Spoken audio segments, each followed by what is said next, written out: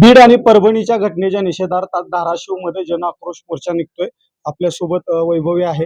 वैभवी, काय सांगशील, आज धाराशिवमध्ये जन आक्रोश मोर्चा निघतोय?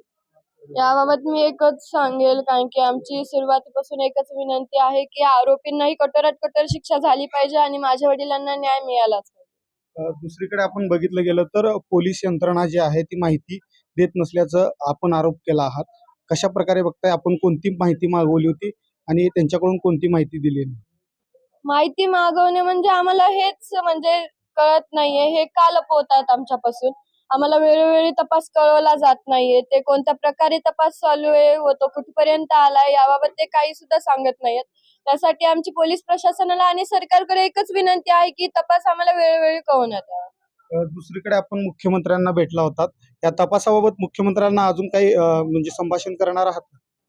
नाही, तो चाचा ठरवेल, याबाबत मला माहिती नाही। ज्यावेळेस मुख्यमंत्र्यांची भेट झाली होती, काय आश्वासन देण्यात आलं होतं मुख्यमंत्र्यांकडून? त्याची पूर्तता होते असं वाटतंय? त्यांनी तेच सांगितलं होतं की तुम्हाला न्याय मिळेल, आम्ही तुमच्या सोबत आहोत आणि जोपर्यंत म्हणजे जे कोणी आरोपी असतील त्यांना कठोरात कठोर शिक्षाही होईल।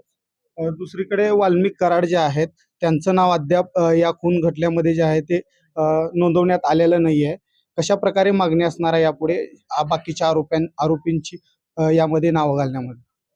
मागणी म्हणजे सध्याही एक आरोपी फरार आहे आणि CDR नुसार जे कोणी निघतील किंवा त्यांना मदत करणारे जे कोणी असतील त्यांना पण यामध्ये आरोपी करून त्यांना पुन्हा कठोरात कठोर शिक्षा झालीच पाहिजे।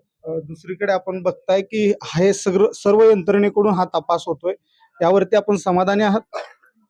समाधान म्हणजे की माझ्या वडिलांना ज्यावेळेस न्याय मिळेल त्यावेळेस आम्हाला थोडंफार समाधान मिळणार आहे आणि पोलीस प्रशासन जर आम्हाला तपास कोणत्या दिशेने चालू आहे, तो कुठपर्यंत आला हेच कळत नसतील तर म्हणजे आम्ही समाधान कसं मानावं। आम्ही त्यांना एकच सांगतोय की तुम्ही वेळोवेळी आम्हाला तपास कळवण्यात यावा। मराठवाड्यातून अनेक मोर्चे निघतायत, आज धाराशिवमध्ये निघतोय। असे अनेक किती मोर्चे काढावे लागणार आहेत जेणेकरून न्याय मिळेल? आता आमची मागणी आहे की आम्हाला न्याय मिळाला पाहिजे आणि हे मोर्चाचा विषय झाला तर जो समाजाच्या भावना आहेत त्यांचा तो आक्रोश आहे, ते पण न्याय मागतायत, त्यासाठी हे ठिकठिकाणी मोर्चे निघतायत आणि मला असं वाटतं की जोपर्यंत आम्हाला न्याय मिळत नाहीये तोपर्यंत हे मोर्चे चालूच राहतील। म्हणून माझी एक मागणी आहे की तुम्ही लवकरात लवकर आम्हाला न्याय द्या। नक्कीच आपण जर पाहायला गेलं तर हे संपूर्ण कुटुंब जे आहे ते धाराशिवमध्ये जनआक्रोश मोर्चासाठी थोड्याच वेळात निघणार आहे आणि आपण जर पाहायला गेलं तर लवकरात लवकर जो आहे तो न्याय मिळाला पाहिजे, अन्यथा महाराष्ट्रात अशाच प्रकारचे मोर्चे जे आहे ते काढणार असल्याचं वैभवीने म्हटलेलं आहे। अनिकेत गायकवाड, पुढारी न्यूज, धाराशिव।